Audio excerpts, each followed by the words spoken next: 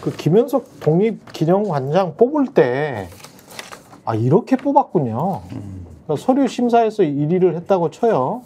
1위를 했다니까. 근데 상위 5명만 지금 면접을 봤다는데 일단 이종찬 광복회장이 참석을 했군요. 네. 그래서 이종찬 광복회장이 최하점을 줬다는데 그러니까 최하점은 또 뺀 거 아니에요? 네, 최하점과 최고점을 뺀 이제 점수로 평가를 해서 네. 김 관장이 이제 평균 82점으로 1등을 했다라는 건데 저는 이 대목이 인상적이었는데 네. 면접 과정에서 일제 강점기 때 조선 사람들의 국적은 어디냐고 하는 얘기에 그때 국적은 일본이었다라고 대답을 했다는 거예요, 김 관장이. 그렇죠. 그러니까 이게 네. 모르겠습니다. 뭐 어떤 의미에서 뭐 학술적으로 법리적으로 어떤 포인트를 두냐에 따라서 얘기를 할 수 있는 부분도 있겠지만 적어도 독립기념관장인데 면담에서 독립기념관장인데 네, 조선 강점기 때 일제 강점기 때 조선 사람들의 국적이 일본이었다라고 말하는 사람을 뽑았다라는 거는 이 심사가 과연 무엇을 위한 심사였냐 이런 생각이 드는 거죠. 근데 높은 점수를 준 사람은 이른바 이제 정부 측인 것 같아요. 네. 보니까 보훈부 국장이 들어갔고 보훈부 소속의 독립기념관 간부가 들어갔는데 이 사람이 얼마나 자율적으로 했을까 그런 생각이 들고 보훈부 장관이 또 임명한 이승만 연구소의 교수 이승만 연구소라는 그 이름 자체에서 이미 초록이 동색이구나. 그다음에 바른미래당 후보 경력의 사회복지학과 교수 이분도 이제 정치적으로는 우파겠죠. 그다음에 독립기념관 이사들이 추천한 경영학 교수와 미술대학원 교수 그리고 이종찬 광복회장 요렇게 돼 있었다네. 예. 근데 최하 점수를 준 광복회장은 뭐 최하 최고는 빼고 중간에서 이렇게 한다 뭐 그거는 일반적으로 있을 수 있는 일이지만 이 구성 자체는 너무 빤한 구성 아닌가 그런 생각이 정부 마음대로 할 수 있는 것 같은데요. 네. 이렇게 되면 역사학자들이라던가 그러네. 독립과 관련된 어떤 그 맥을 이어야 되는 그런 분들 그런 분들은 여기 지금 한 명도 반영이 안 된 거잖아요. 이번에 그 독립기념관장이 어디에서 저 연설하니까 어제인가 그제인가 그랬죠. 연설하니까 역사학자들이 이렇게 그 국립대 역사학과 교수도 있는데 그 제 친구예요 사실은. 네. 친구가 곳곳에 많이 있으시죠. 네, 저는 친구가 굉장히 많아요. 근데 저는 없는데 아무데도 없는데. 국립대학교 역사학과 교수인데 그 친구가 주도해가지고 아예 그냥 등을 돌려버렸더만. 그러니까 이게 48개 지금 48개 역사 관련 단체들이 성명을 내서 임명을 철회하라고 요구를 했다는데 역사학자들이 굉장히 말하자면 의견의 합의를 이루기가 어려운 집단입니다, 사실. 그렇죠. 네, 어떤 사소한 거에서도 의견 차이가 갈리면 뭐 서로 굉장히 첨예하게 논쟁을 하는 특성을 갖고 있는데 그런 역사학계에서도 주류 역사학은 물론이고 이런 제 역사단체까지 다 임명을 반대하고 있다라고 하는 건 그렇죠. 이 정부의 분명한 메시지를 던지고 있는 거죠. 그러니까 예를 들면 우리가 합의할 수 있는 어떤 최저선이라는 게 존재하는데 그렇지. 예, 이 최저선에 한참 못 미친다는 거예요. 그러니까 이분이 개인적으로 살아온 길이 이분이 개인적으로 걸어온 학술의 길이 어떤 건지는 그 개인으로서 평가를 받아야겠지만 최소한 이분이 걸어온 길이 이 독립기념관장을 하기에는 절대 안 되는 거죠. 미치지 못하는 거죠. 그리고 이분을 만들기 위해서 무리수를 열어뒀다는 게 이종찬 광복회장의 지금 주장이에요. 오늘도 CBS 라디오 출연해가지고 이거는 음모가 있다 이렇게 주장을 했거든요. 김영석 관장은 대단한 권력의 비호를 받고 있다 이렇게 얘기를 했는데 사실 이 과정에 대한 의심을 지난 8월 7일 날 MBC 라디오에 나와가지고 말씀을 했습니다. 뭐라고 얘기했냐면은 독립기념관 인사파동은 이사 선임부터 계획이 됐다. 2월부터 이사 선임을 하는 데 있어서 반대를 전원이 하는데도 보훈부 장관이 강행을 했다 이렇게 얘기를 해요. 2월부터 그러니까는 이 선임하는 사람들을 구성하는 단위부터 보훈부 장관이 강행하는 방식으로 자기들의 입맛에 맞는 사람들을 채우기 시작했다. 그러니까 우리가 방통이랑 좀 비슷한 거죠, 이게. 방통위 장학구조랑 비슷한 건데 그렇게 하고 나서 그다음에 후보들을 심사를 해야 되지 않습니까? 이 독립기념관장 후보들을 심사를 해야 되는데 이 이종찬 회장한테 이렇게 새로 온 이 심사위원장이 이렇게 얘기했다는 거예요. 이 당시에 이종찬 회장이 설득해가지고 독립기념관장을 한번 해봐라고 한 사람이 김진이라는 분인데 이분이 백범 김구 선생의 장손 되시는 분입니다. 그렇죠. 예. 그래서 이분한테 하라고 했는데 이 심사위원장이 그랬다는 거예요. 당신은 이 사람하고 관계가 지금 있으니까 이해관계가 있으니까 당신이 추천한 사람이니까 심사를 할 때 당신은 빠져라. 라고 해서 이종찬 회장이 아 그래? 그거는 그러면 알겠다. 이렇게 얘기를 했대요. 그래서 이종찬 회장은 그때는 빠졌어 또. 그렇죠. 그런데 김국주 장군의 아들도 여기 지원을 했는데 전임 광복회장을 했대요, 이분이. 예. 근데 이 사람은 전임 광복회장이니까 현 광복회장인 당신이 또 빠져라. 이렇게 얘기를 했죠. 그래서 예. 이종찬 회장이 아니 내가 전임 광복회장 이 김국주 장군이 전임 광복회장을 했고 김국주 장군의 아들이 지원을 했는데 내가 김국주 장군은 아는데 그 아들은 이번에 처음 봤는데 내가 그래도 빠져야 되냐. 그게 제대로 된 제척 사유는 아니지 않느냐라고 했는데 나중에 보니까 이 사람들이 지금 독립기념관장하고 그다음에 2등한 사람하고 등등하고는 다 연관이 돼 있으면서 심사위원장도 그렇고 그렇죠. 지금 관련자들은 다 연관이 돼 있으면 자기들은 제척하지 않고 그렇죠. 자기한테만 와서 이런저런 이유로 자기들이 원하지 않는 사람을 심사할 때는 너는 빠져라라고 해서 맞아요. 이 사람들에 대한 고득점은 요 제척하는 방식으로 이종찬 회장을 배척하는 방식으로 못하게 하고 그랬더만요. 그렇죠. 예. 이런 방식으로 한 것이다. 그래서 이걸 설명하면서 이분이 옛날 분이니까는 좀 혼란스러운 말씀을 하셨는데 예. 어떤 방식으로 말씀하셨냐면 얼마나 교묘한지 아느냐. 후보 5사람인데 자기네들은 윷 혹은 모다. 그러니까 윷놀이로 설명하는 거죠. 그리고 이 사람들 2사람은 도 아니면 개를 줬다. 그러니까는 지금 이제 자기들이 좋아하지 않는 사람들은 도 아니면 개를 줬다. 아주 낙지점을 줬고 네. 중간에 걸을 하나 딱 앉혀놨는데 혹시나 도, 개 2사람이 걸 위치에 들어가면 3사람 중에 하나가 될까 봐 말하자면 표현이 아주 잘못된 사람을 딱 중간에다가 쐐기를 박아놨다. 그러니까 플랜 B까지 조정할 수 있는 조직적으로 짜놓고 요거를 만든 거다. 이렇게 지금 주장을 한 거예요, 이종찬 회장이. 아니 근데 이건 좀 문제가 많아. 왜냐하면 제가 이런 거 그 추천위원회 관련해서 취재를 옛날에 해보면 있잖아요. 윤석열 대통령이 뭐 한동안 그 카르텔이라고 말했던 그 R&D 관련해서 카르텔 있잖아요. 그게 한 20조 정도 예산이 들어가는데 그거 할 때도 그 기업들 선정할 때 과기부든 어디 정통부든 무슨 뭐 산업부든 간에 관료들이 가가지고 이상한 소리를 지금처럼 한단 말이야. 보훈부 국장이나 이런 사람들이 가가지고 뭐라고 한마디를 툭 던지면 저 기업은 떨어뜨려야 되겠구나. 저 기업은 올려야 되겠구나. 이게 쭉 보여요. 교수들이. 그래가지고 이 사람들이 그런 식으로 이렇게 리모컨 조종하듯이 움직여버리거든. 그러니까 풀을 2만 명, 3만 명을 만들어놨어. 풀을 아예. 그래서 과학기술계 같은 조금 좀 협소하니까 한 6천 명 풀에서 그 추첨을 통해 가지고 거기에 싹 들어가거든요. 그러니까 그나마 그렇게 해도 굉장히 소리가 많습니다. 이미 뭐 알려졌다, 전화가 들어갔다, 뭐 이런 소리가 많은데 여기 같은 경우는 이런 식으로 해서 독립기념관장을 뽑으면 너무 뻔한 거야. 이거는 보훈부 국장, 보훈부 소속의 독립기념관 이거는 꼼짝 안 하거든 보훈부에. 이것 좀 웃긴 게요. 예, 이건 너무 뻔해. 그 국가보훈부 장관이 누군지 알아요? 예. 강정혜라고. 지난번에 원래 박민식이었잖아요. 그 이후에 그렇지. 강정혜라고 숙명여대 총장했던 사람이에요.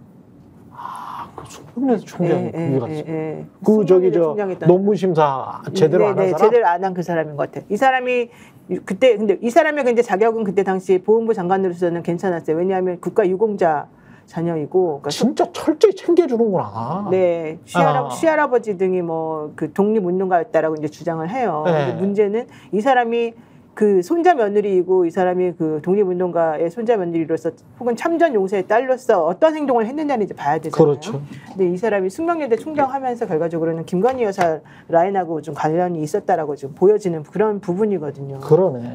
그러니까 이런 식으로 자기네끼리 다 이 카르텔, 좀 전에 말한 그 카르텔 안에서 모든 게 다 카르텔이라니까, 움직여지는 이거는. 거예요. 근데 저는 다 한 100보쯤 양보해서 다 좋다 이겁니다. 다 좋아요.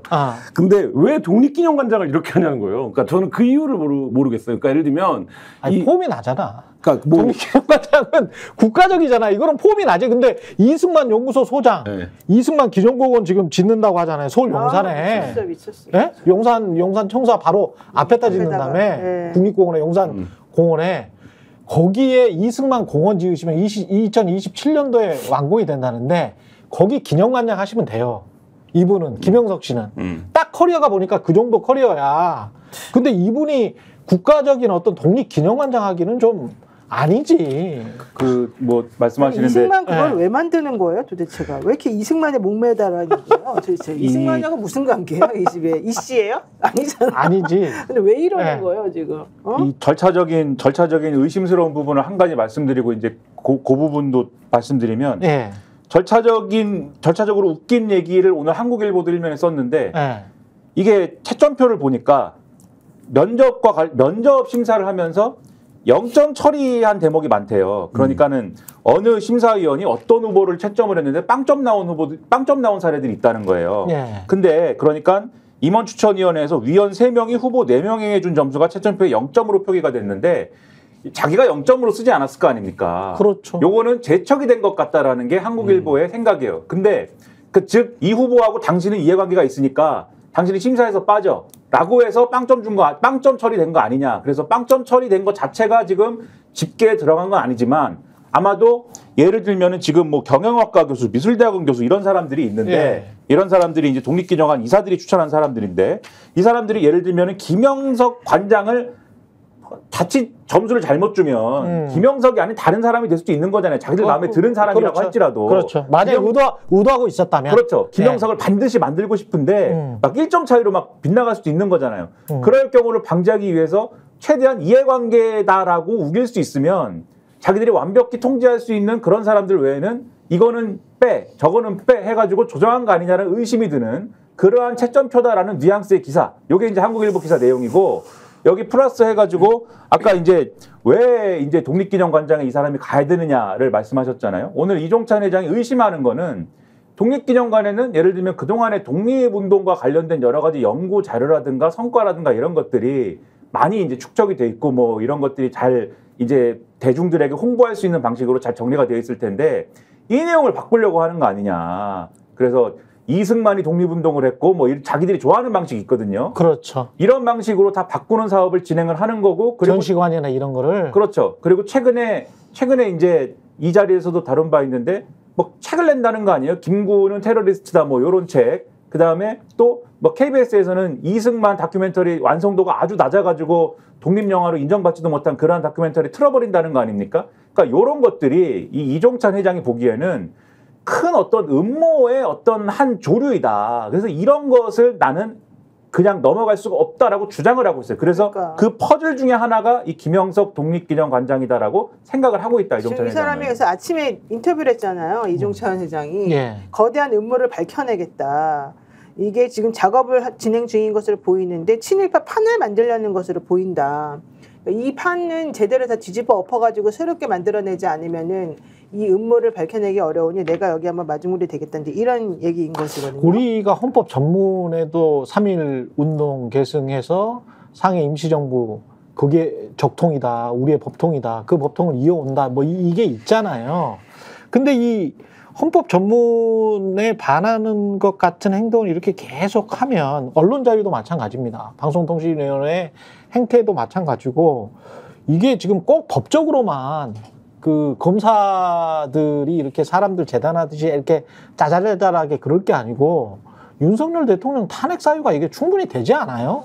이 정도 되면 그러니까 이 사람이 왜 국민들을 이렇게 심란하게 만들어야 아니, 되지? 대한민국을 왜 이렇게 만들어 가는지 모르겠다는 전두환 노태우 정부에서도 이런 일을 하지 독립기념관장은 않았는데. 독립유공자 후손 중에 그 그러니까. 자리에 앉았을 때 사회적 신망이 있고 그 자리에 앉을 만한 사람을 앉혔어요. 근데 왜 이렇게 지금 심란하게 역대 만들어? 어느 보수 정부에서도 이거를 가지 않은 길이에요. 그러니까. 이걸 가지 않은 길을 설명할 수 있는 방법이 여러 가지가 있겠지만 윤석열 대통령의 워딩이 어제 나오지 않았습니까? 이게 민생과도 상관없다라는 거잖아요. 그럼 왜 이러는 거야? 왜? 도대체 왜? 아니 그냥 독립기념관장 임명 처리하면 되잖아. 그리고 그 대한광복회장이 윤석열 대통령의 오랜 뭐 멘토였고 친구 아버지잖아요. 뭐 정치에 입문할 때도 상당한 서로 교류가 있었던 거고. 그렇죠. 그래서 본인이 광복회장을 받고 광복회장을 시킨 거잖아요. 근데 그 광복회장이 3번이나 편지를 보냈다는 거예요. 직접 서신을. 대통령한테. 네, 그러니까 이걸 간단히 보시면 안 된다. 네. 이 내용들을. 아들 친구야 사실은. 네. 그죠? 그래서 대통령이. 했는데 자기가 이제 3번이나 그렇게 간곡하게 편지를 보냈는데 전자결제로 임명해버리더라. 이게 뭐냐 도대체. 모욕감을 느꼈다. 이렇게 얘기를 하고 있는 거거든요. 그 전화라도 걸었어야지 그 네. 어르신한테. 네, 그럼 이러면 과연 이게 어떤 힘이 작용을 해서, 그러니까 말하자면 이종찬 회장은 거대한 음모를 얘기하고 있지만 그냥 저의 개인적인 사견으로 윤석열 대통령이 그 정도로 또 투철한 역사관을 갖고 있진 않아요. 잘 모를 그거에 대해서 거야. 관심을 표명한 적도 없고. 예. 그러면 이게 뭐냐 도대체. 이게 무슨 힘으로 이게 이렇게 되는 거냐, 이 의문이 드는 거죠. 그러니까 이렇게 결사적으로 대다수의 국민들이 전혀 납득할 수 없는 방식으로 그렇죠. 이 일을 밀어붙이는 이유가 도대체 뭔지를 모르겠다는 거죠. 그러니까. 근데 지금 일련의 흐름들이 다 사실 비슷비슷하게 가고 있는 거예요. 일련의 흐름이 있어. 이 대통령이 임명하는 인사들이 다 성향이 똑같아요. 지금 다 안창호도 친일파적이고. 마찬가지던데. 안창호도 마찬가지예요. 국가인권위원회 위원장 내정자인데 이 사람도 상해 임시정부는 국가기능을 하지 못해서 공국이라고 할 수 없다 이렇게 이 이야기해요. 사람 또 이름도 하필이면 안창호야. 그래서 근데 왜 도산 안창호 선생? 그러니까 짜증은 나는데 하여간 그 안창호 선생하고는 다른 인물이고요. 네네. 예, 국가인권위 검사 출신이에요. 예, 검사 출신, 네, 검사 출신, 헌법재판관 출신. 예, 헌법재판관 검사 출신, 전직 검사 출신인 안창호 씨가 이렇게 이야기를 했다고 합니다. 위원장 내정자인데 임시정부는 국가기능을 하지 못해서 건국이라고 할 수 없다. 상해 임시정부는 국민의 생명과 자유와 재산을 보장하지 못했고 지금 정부는 보장하나? 국민에게 기본 납세 의무와 국방의 의무를 부과하지 못해 국가기능을 못했다. 최상병 순직 사건이 갑자기 떠오르네. 근데 지금 안창호 인권위원장 지명자가 얘기한 내용은 사실 굉장히 그러니까 이게 이른바 건국절 논쟁이라고 하는 논쟁이 10수년 된 거 아닙니까? 예. 그 초창기에 굉장히 다 논파가 됐던 아주 초보적인 내용들이에요. 그러니까 예를 들면 그렇죠. 임시정부가 납세나 국방의 의무를 부여하지 못한 건 너무 생각해보면 당연한 거 아니에요? 그때 어떻게 할 수가 있겠어요? 일제 식민 지배 하에 있는데 그 기능을 당연히 수행하지 못하죠. 그리고 이제 뭐 그 내용에 보면 그런 말도 해요. 뭐 국제적으로 신임을 받지 못했다, 지지를 받지 못했다.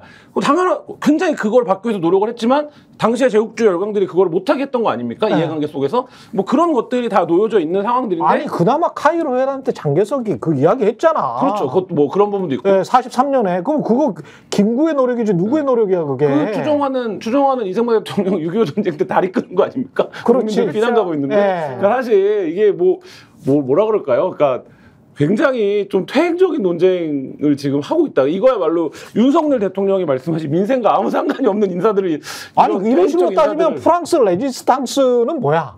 그 프랑스 망명 정부도 인정 못하는 거네. 그러면 BC 정부가 이제 적통인 거죠. 그런 식으로. 그런 식으로 따지면은 BC 그 괴뢰 정부가 정통인 거야 프랑스도. 근데 이게 이 안창호 국가인권위원장 후보자는 그러니까 이 정부의 특징은 꼭 전혀 그 부처를 파괴하는 사람을 보내는 게 특징이잖아요. 그러니까 국가인권위원회 위원장이면은 인권하고 무슨 연관이 있거나 인권을 중시하는 인물을 보내야 되는데 이분은 인권을 파괴하는 사람입니다. 또 그러니까 말씀하신 이제 여가부부터 시작해가지고 쭉 이게 역사가 있네. 이 사람은 그렇죠. 동성애 네. 반대도 지금 엄청나게 야 이거는 있어요. 좀 이따가 이야기하죠. 차별금지법 네. 반대 운동에도 참여하고. 그러니까 이런 식으로 파괴하는 인사를 보내고 독립기념관장도 독립운동사를 지금 자기는 독립운동을 알려왔고 무슨 뭐 독립운동가들을 뭐 예우한다 이렇게 주장하지만 지금까지 써온 글이나 주장했던 바를 보면 오히려 독립운동에 먹칠을 하는 발언을 해온 사람이잖아요.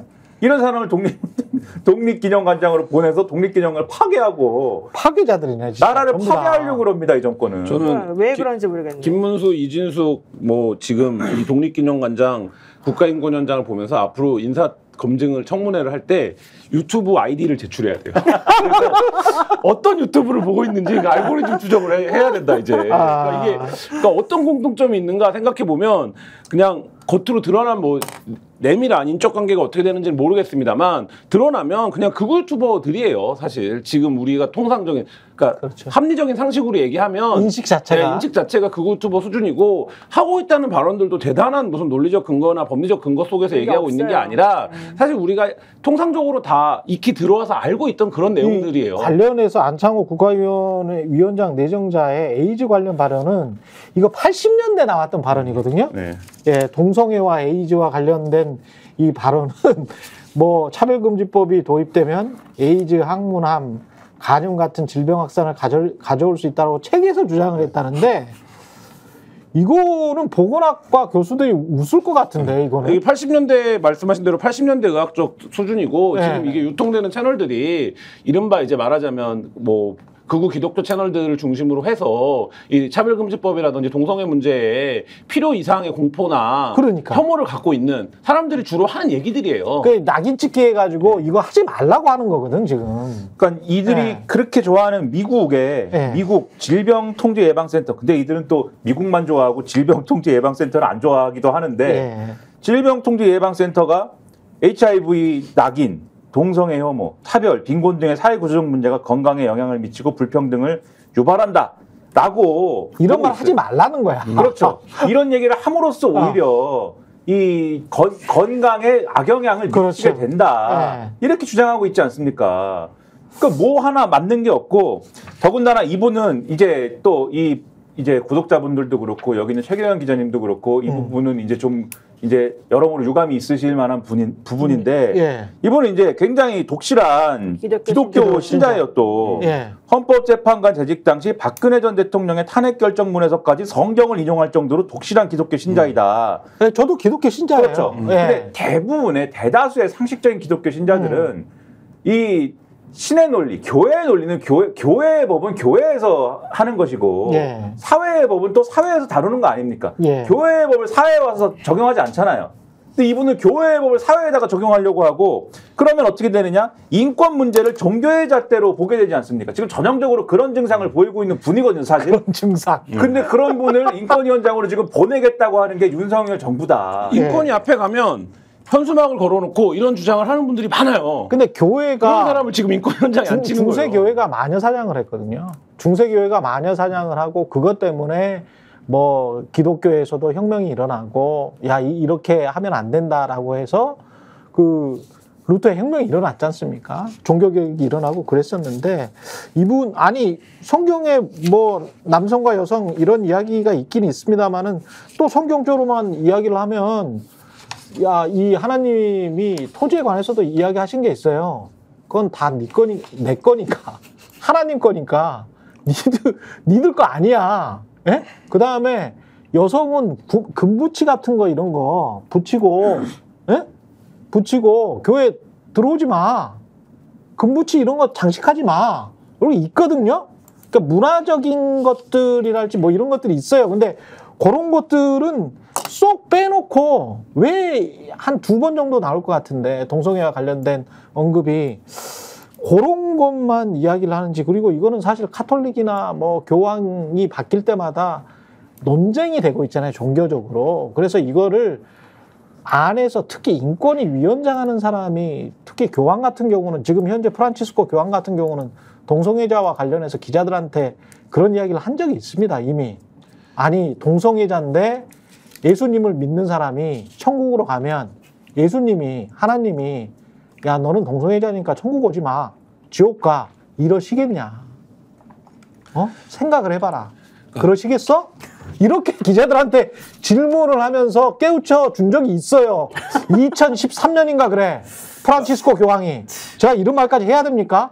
아니 교황이 말했으면 좀 조용히 입 닫고 있으면 되는 거잖아. 일부 극성스러운 이제 좀 상식과 어긋나는 이제 교회 다니시는 분들은 또 교황도 안 좋아해요. 교황도 안 좋아해? 네, 또. 네. 아니 그러면 인간 중에서 제일 이 관련해 가지고 제일 해석을 가장 그래도 권위 있게 하는 사람은 교황 아니에요? 카톨릭의 교황 아닙니까? 안창호 위원장의 인식과 발언들은 인권위가 2021년도에 안창호 위원장이 등장하기 전에 이미 이런 수준의 논리들이 저작거리에서 유통이 되고 있는데 이것이 어떤 말하자면 인권법의 기준에서 무슨 얘기를 우리가 하고 있는 것인지를 쭉 정리한 Q&A를 발간한 적이 있어요. 그러니까 말하자면 이게 무슨 얘기를 드리는 거냐면 아까 파괴자라고 얘기를 했는데 그러니까 최소한 예를 들면 그거에서 종교적 논쟁 이런 걸 다 떠나서 그런 소수자에 대한 차별이 있고 혐오가 있고 이런 것들을 국가적 제도적인 차원에서 최소한의 말하자면 안전망을 만들고 그거에 대한 사회적 합의 수준을 높여가자라는 취지로 우리가 국가인권위원회를 운영하고 있는 거 아닙니까? 그러면 그런 사람을 국가인권위원회는 보내지 말아야지. 그렇지. 그러니까 예를 들면 이 사람을 어디 다른 자리에 전문성이 있는 법제처장에 보낸다고 하면 전문성이 있구나 이렇게 생각할 수 있어요. 근데 그런 인식을 갖고 있는 사람을 정확하게 왜 그 자리에 꽂냐고요. 아니 그리고 이거는 너무 극단적이야. 차별금지법이 도입되면 어린이집, 유치원, 초, 중고등학교 등에서 공산주의자, 파시스트 등 전체주의자 채용을 거부할 수가 없다. 무슨 말이야 이 얘기가? 그렇기 때문에 차별금지법 도입되면 어린이집, 유치원, 초, 중고등학교 교사들이 전부 이상한 놈들이 들어온다는 이야기예요. 그것도 되게 웃기는 말도 있어요. 차별금지법 관련해가지고 성별로 구별된 화장실, 목욕탕의 이용 등 일상생활에서 많은 문제점이 노출될 수 있다. 신체 노출과 그에 따른 성충동으로 인해 성범죄가 급증할 수 있다. 사람들을 그냥 이상한 사람들로 보는 거 아니야? 제가 한 4년 전인가 5년 전에 가짜뉴스 뿌리를 찾아서라는 기획을 그래 한 적 있어요? 네, 그때 이제 유튜버에 놔두는 이 가짜뉴스들을 다 이제 말하자면 어디서 시작됐고 누가 유파했고 어느 채널에서 유파했고 하는 것을 이제 했던 보도를 한 적이 있는데 그때 저희가 분석했던 한 30개 중에 다 있는 내용이에요. 그러니까 이게 전통적인 가짜뉴스들이거든요. 미치겠어. 횡행하는. 근데 그러고 나서 그때 굉장히 많은 사회적 파장이 일어나고 뭐 가짜뉴스와 관련된 사회적 논의를 하고 그게 한 5년 전이란 말이에요. 아니 차별금지법 내에서 교회에서 자신들의 교리를 이야기하는 거는 아무런 규제가 없어요. 그러니까 이렇게 이제 동성애 금지 우리는 아니다. 우리는 기독교는 그거 아니다라고 교회에서 이야기하는 거는 아무 상관이 없습니다. 차별금지법하고는 그 내용에 들어가 있지도 않아. 근데 왜 이렇게 이야기를 하는지 모르겠네. 퇴행이 너무 검사 출신이 세상에 퇴행이 너무 다이나믹하다. 근데 생각해보면 검사 출신 뭐 꼭 그렇게 꼬집을 건 아니지만 법조인 중에 이상한 사람 진짜 많지 않아요? 되게 비상식적인 사람들 많지 않나요? 모든 직업군에 그런 사람들이 많은데 있긴 한데 이 법조인들이나 검사 출신들이 유독 이 정부에서 이제 득세를 하다 보니까 높은 자리에 올라가니까. 유독 그런 사람들을 왜 득세 시키냐고. 난 그게 이상하다는 거지. 검사도 좀 괜찮은 사람들이 있을 텐데. 그러니까 얼마나 많은데요. 그렇죠? 이해가 안 가는데 꼭 굳이 찾아 이상하고 정말로 비상식적이라고 생각하는 사람들만 골라가지고 딱 그 자리에 앉히고 그것도 딱 그 자리랑 모순적이고 아주 절대 거기 앉히면 안 되는 그런 사람들은 꼭 거기 앉히잖아요. 김문수도 딱 그거야. 김문수. 유튜브 하면서 나 이런 말까지 했는지 몰랐는데 지지난해구만요. 노동자들. 2022년에 노동자들이 손해배상을 가장 두려워한다. 불법 파업에는 손배 폭탄이 특효약.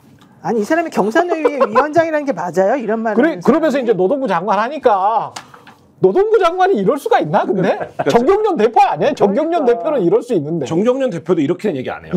얘기 안 해? 사회적 체면과 지위가 있기 때문에 이렇게 얘기 안 하고 이건 누가 이렇게 얘기하는 거냐? 태극기나 극우 유튜버가 이렇게 얘기하는 거예요. 그렇지. 아니 근데 어떻게 유튜브 활동하면서 4년간 5억이나 돈을 벌을 수가 있죠? 이런 말을 이상한 말을 하니까 사람들이 점점 스팟에서 싸주나? 돈도 많이 벌었네. 그러니까 이게 진짜 대단하다. 유튜브 아이디를 제출해서 알고리즘을 검증해야 돼요. 그러니까 이런 인사를 해서 사람들이 비판을 하면 대통령이 정상적인 국정을 운영하시는 분이면 아예 한두 번도 아니고 연속된 이런 일들에 대해서 광범위한 비판이 나오지 않습니까? 그리고 막 어떤 건에 대해서는 보수 언론까지 막 비판을 하고 심지어 이종찬 광복회장 아까 말씀하셨잖아요. 친구 아버지지 않습니까? 그리고 오늘 나와서 말씀하시는 걸 보면 단지 친구 아버지가 아니고 그 아버지 때부터 아주 교류가 있는 분들이에요. 이분들이. 그러니까 굉장히 조심스럽게 말씀하시더라고요. 윤기준 교수에 대해서 이분이. 그러니까 아버지 때부터 아주 끈끈한 그런 그런 분이 심지어 아니라고 하면은 그러면 이게 내가 좀 잘못하는 게 있구나 이렇게 받아들여야 되지 않습니까? 지도자가. 근데 그게 아니고 오늘 이제 신문 보도를 보니까 대통령실이 뭐라고 그랬냐. 이것은 그러니까 김영석 독립기념관장 이 임명 취소 요구에 대해서 이것은 대통령 인사권에 대한 도전이다. 이 인사권이 세상에서 제일 중요한 분이에요. 이분이 검찰총장 하면서도 그랬고. 그러니까 이런 요구들을 다 인사권에 대한 도전으로 받아들이고 있기 때문에 누가 문제 제기를 하면 더더욱 지금 이걸 철회를 안 한다. 인사를 제대로 할 것이지 제대로 하지 본인의 아집이 너무 심한 거 아닌가. 아집이 심한 거지 이건 아집이. 그리고 이종찬 회장 같은 경우는 제가 이제 양력을 보니까 그분 출생지가 임시정부더만요. 임시정부야. 그러니까 중국에 있는 프랑스 조개구에서 그러니까 프랑스가 점령한 곳이지 중국에 거기에서 태어난 거야. 그러니까 상해인지 충칭인지 잘은 모르겠는데 거기에서 그냥 임시정부에서 태어난 거야. 본인 고향이 임시정부야. 본인 고향이. 그리고 뭐 할아버지 너무 유명한 분이잖아요. 이혜영 선생부터 해가지고 쭉 이렇게 내려온 거 아닙니까? 그분이 우리나라 그냥 민족주의자의 적통이야. 그러면 좀 이런 보수주의자, 민족주의자의 적통이 이야기를 하면 좀 들어주는 척이라도 해야 되는 거 아닌가? 인사권에 대한 도전이라고 하지 않습니까? 대통령실이. 아니 독립기념관장 김영석은 그런 권위는 없잖아. 우리나라 민족사회. 그렇죠. 이분이 뭡니까 도대체? 저는 그러니까 아무것도 똑같은 아니잖아, 건데 솔직히. 돌아가서 생각해 보면 이분이 뭐라고 이 사람이 뭐라고 이렇게까지 만들고 지금 이게 어떤 일이 벌어지냐면 뭐 요새는 그런 표현을 많이 쓰더라고요. 뭐 헌정이래.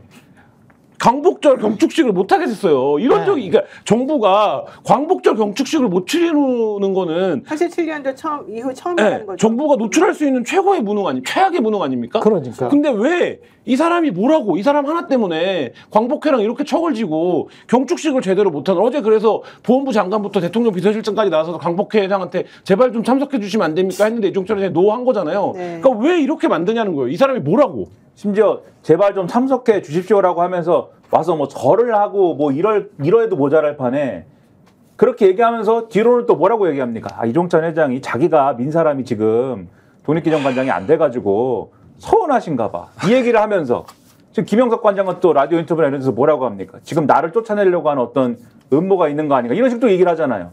다른 의도가 있는 거 아니냐? 야당 세력에 뭔가 움직임이 있는 거 아니냐? 이런 식으로 얘기를 한다는 거는 지금 이종찬 회장을 뭔가 설득을 해가지고 뭔가 그분이 원하는 거를 수용을 해가지고 뭔가 일이 되게 만들려는 의지는 지금 없는 거예요. 없으면 없는 대로 간다. 저는 이게 방침이라고 그냥 봅니다. 무조건 내가 말했는데 니네가 토다는 게 싫어. 니네가 거기 반대해서 내가 거기에 응하는 것처럼 보이는 게 나의 자존심을 꺾어. 내일이 이게 지금 광복절이네. 대통령의 시각이고 대통령의 생각이라는 거죠. 근데 광복절이라는 게 생각을 해보면 그러니까 이거 의도한 거는 설마 아니겠지만 광복절이라는 게 일본이 패망한 날이잖아요. 의도한 거 아니에요? 왜 의도하지 않았다고 이렇게 생각해줘요? 설마. 너무 좋게 생각해주는 거 아니에요? 설마. 설마. 아니 근데 일본 입장에서 봤을 때는 8월 15일 날 일본인들은 특히 이제 998 일본인들은 뭐 할까 그런 생각을 저는 가끔 해요. 아니 본인들이 패망한 날이잖아. 패전일입니다. 패전일이잖아. 본인들 입장에서는. 근데 바로 옆 나라인 한국에서는 이제 만세 부르고 있는 거잖아요. 그렇죠. 네? 승전국들은 만세 부르고 있는 거잖아. 우리는 그리고 그 승전국의 일원이 되기 위해서 임시정부에서 그렇게 노력을 했던 했죠. 것이고. 네. 그러면 만세 부르는 게 굉장히 꼴보기는 싫을 것 같아. 일본 998 입장에서는. 일본인, 평화로운 일본인들은, 일반적인 일본인들은 아니겠지만, 일본 998들 입장에서는 꼴보기 싫을 것 같거든. 근데 만세를 지금 제대로 못 부르는 거잖아. 다 함께 모여가지고. 그러면 얼마나 속으로 저는 그 지점에서 좋겠어? 어떤 음모론적인 생각을 하고 싶지도 않은데 네. 그 관점을 그냥 국내 정치적으로 적용하면 정무적 감각이 제로인 거예요. 그러니까 김영석 관장이 뭐라고 그러니까. 이 사단이 나는데 광복회장이 3번이나 편지를 보냈는데 하지 말라고. 그러면 광복절 지나서 하더라도 광복절 지나서 해야겠다라는 정무적 판단은 돼야 되는데 그렇지. 용산 안에 그 정무적 판단을 하는 사람이 지금 아무도 없는 거예요. 그러면 결국엔 누군가 이거를 당연히 예측할 수 있고 이게 어떤 시나리오대 어떻게 흘러갈지를 예상하면 아 이거를 광복절 전에 하는 건 너무 리스키하다. 그 광복절 뒤에 합시다. 그렇지. 라는 얘기를 해서 그걸 일정을 미룰 수 있어야 되는데 지금 용산이 그 컨트롤이 안 되고 있다. 이게 지금 왜냐하면 문제인 거죠. 그런 정무적 판단을 하면 혼나기 때문이죠. 혼나고 아니, 그리고- 내쫓기 때문인데 보통 광복절이라고 하면 대통령이 어떤 메시지를 내놔야 되냐면 뭔가 자주독립과 관련된 메시지, 독립운동과 관련된 메시지, 그리고 광복회라고 하면은 그때 독립운동했던 어떤 분들의 후손이나 이런 분들을 예우하는 어떠한 제스처 이런 게 있어야 되잖아요. 근데 이 정부의 개념상으로는 제가 볼 때는 역대 지금 이 몇 번 치러온 거잖아요. 광복절 행사를 굉장히 메시지를 일본에 대해서는 저강도로 그리고 독립운동과 관련된 거는 최소화해서 폄하하는 걸로. 그렇죠. 이 독립운동과 관련된 맥락은 최대한 내지 않고 이 독립운동이 아니고 건국운동이었다, 자유민주주의였다, 뭐 이런 얘기로 갖고 가면서 일본하고 친하게 지내자 이런 메시지로 갖고 왔던 거잖아요. 올해도 그럴 판인데 올해도 아마도 그런 논리로 갔을 건데 그러니까는 광복절에 내야 될 메시지가 굉장히 부실할 수밖에 없는 그런 광복절을 치르는 것도 웃긴데 이번에 뭘 준비하고 있느냐? 새로운 통일 방안을 얘기해 보겠다. 왜냐하면 보통 광복절 메시지에는 그 당시에 우리가 분단된 채로 광복을 맞는 그런 상황이 됐기 때문에 그렇게 된 거 아닙니까? 이후에 이승만이 단독 정부 수립하고 이런 과정으로 가면서 그게 고착화된 거잖아요. 네. 그런 부분이 있기 때문에 야 이거에 대해서는 다시 우리가 민족적으로 다시 하나가 되는 방안을 우리가 마련해야 되기 때문에 대북 친화적인 메시지를 또 내기도 하고 이런단 말이에요. 광복절 메시지 그렇죠. 보통은. 네. 근데 이번에는 새로운 통일 방안을 내가 제시해야겠다 이런 건데 지금 북한은 지금 뭐라고 그러고 있어요. 우리는 별개의 나라다라고 주장을 하고 그렇죠. 있잖아요. 네. 왜 윤석열 대통령은 광복절 메시지로 지금 통일에 관한 얘기를 하고 싶어 하느냐? 북한이 싫다고 하니까. 그러니까 이거 사실은 대북 대결적인 메시지를 갖고 가고 싶어 하는 그러한 맥락에서 제기가 되고 있는 거거든요. 그러니까 종합을 해보면은 아까 일본과의 관계를 말씀하셨잖아요. 일본에서는 이게 패전일이다라고 하는 말씀하셨잖아요. 광복절과 관련해서는 쉽게 얘기하면은 일본이 불편할 만한 얘기는 안 하고 그러니까 원래는 그러는 것 같아. 북한하고 좀 친하게 지낼 수 있는 방안을 제시하는 게 맞는데 그게 아니라 북한이 불편할 수 있는 얘기를 마구 하고 싶다. 이런 방향으로 간다 이것도. 지금 그런 판으로 가고 있는 거예요. 근데 아무리 말해도 말이 안 먹힌다는 거, 아무리 얘기를 해도 그 주변 사람들도 꿈쩍도 지금 안 하고 있다는 거, 자기가 한번 뱉은 이상한 행동을 절대 고치지 않는다는 거, 이거를 사실은 좀 바꿔줘야 되는데 바꿔질 수가 없다는 게 가장 큰 문제이고요. 그러다 보니까 뭐 정무 판단이 어쩌고저쩌고 얘기하지만 그거보다 더 중요한 거는 상황이 어떻든 시대가 어떻든 그냥 내가 한 말이 법이고 내가 한 말을 그대로 무조건 따라줘야 되는 건데 니네가 내 말을 안 들어주니 내가 너무 화가 난다. 이런 메시지만 계속해서 보내고 있는 거거든요. 저는 그 부분을 대통령이 고치지 않으면 정말 우리나라 큰일 난다. 지금 생각하는데 지금 나라가 정말 꼬라지가 꼬라지가 이상해요. 아니에요. 이거 진짜 너무 이상해요. 네. 이거 정상적인 사고를 가지고 있는 정상적인 지도자라고는 절대 볼 수 없는 생각을 너무너무 곳곳에 많이 하고 더 중요한 게 이게 지금 지뢰처럼 폭탄처럼 대한민국 곳곳에 다 지금 뿌려져 있다는 거예요. 지금 이 사람들 임명해봐요. 임기가 얼마나 돼요. 오늘 임명해서 내일 당장 떨어지는 게 아니잖아요. 최소 몇 년은 가잖아요. 그럼 그 사람들이 지금 앞으로 남아있는 자기 집권하는 세력 동안에 자기와 같은 목소리를 내기 위해서 별별 짓을 다 하면서 이 나라를 엉망진창으로 만들어내기 뻔하잖아요. 지금 그나마 대통령이 임명된 다음에 대통령 취임한 이후에 2년 동안 3년 동안 그래도 그나마 삐걱삐걱 하면서 여기까지 그래도 오게 되는 거는 기존에 임명돼 있던 사람들고 기존에 조직이 형성되어 있던 것들이 유지가 됐었기 때문이거든요. 예. 근데 지금 대통령이 하는 짓은 지금 현재 그동안에 있었던 그 뿌리를 전부 다 걷어내고 다 내가 원하는 비정상적인 사람들을 다 거기 안에다가 채워 넣어가지고 내가 원하는 비정상적인 행동이 앞으로 계속해서 잘 될 수 있도록 하겠다는 것밖에 안 되니까 저는 지금까지 2년이 중요한 게 아니라 앞으로 3년이 더 중요하다. 이거 완전히 망가뜨린다는 것밖에 안 된다. 이게 제일 걱정이라는 거예요. 근데 이분들이 특히 이제 이게 좀 안타까운 게 집권 여당도 그렇고 대통령실 대통령 자체가 이거 뭐 김영석뿐만이 아니고 김영석이 뭐 독립기념관장이니까 뭐겠습니까만은 그러거나 말거나 그 사람이야. 진짜 좀 어른 같은 사람들 있잖아요. 어른이 어떤 어른. 외교를 할 때 독립적으로 우리의 입장을 피력을 하고 저쪽에서 얻어올 건 얻어오고 당당하게 이야기하는 그런 그러니까 잘 큰 어른 있잖아요. 인격적으로 성숙한 어른. 이런 사람들이 대통령이건 정치인이건 지도자가 돼야 되는데 이 지금 윤석열 대통령의 특징은 곰곰이 보면 인격적으로 미성숙한 것 같아요. 미국에서 아메리칸 파이 부를 때도 그렇지만 남이 특히 강자 있지 않습니까? 강자가 불편해하는 거는 절대 안 하려고 해. 근데 그거는 그 성숙한 어른의 태도는 아니거든. 이게 본질적으로 비겁해서 그런 거죠. 아, 비겁해. 비겁해서 그런 거야. 비겁해. 근데 또 약자한테는 거의 잔인무도할 정도로 지금 언론인들 탄압하는 것도 보면 그냥 막 밟아버리거든. 야당도 그렇고. 그런 거 보면은 이게 굉장히 미성숙한 인격체가 지금 각 국가의 가장 큰 자리에 있는 거 아닌가 그런 생각이 듭니다. 그러니까 대통령 후보자 시절에 예를 들면 윤석열 후보의 가장 약점이 뭐냐? 다 외교를 뽑았었어요. 예를 들면 그렇죠. 내가 나머지는 다 국내 문제니까 수사를 다 해봤는데 외교는 수사를 해본 적이 없기 때문에 사실 아무 경험이 없는 건데 근데 지금 2년이 흘렀습니다. 2년이 흘렀는데 대통령 긍정평가하면 외교가 1위예요. 왜냐면 나머지를 다 못하니까 외교가 1위예요. 근데 저는 이게 역설적으로 대통령실이 외교나 안보 문제 그리고 역사 문제에 있어서 상당한 이거는 우리가 할 수 있다. 역설적으로 이 드라이브를 걸어도 이거는 어쨌든 반반 갈라치면 어차피 우리 편이 반이다.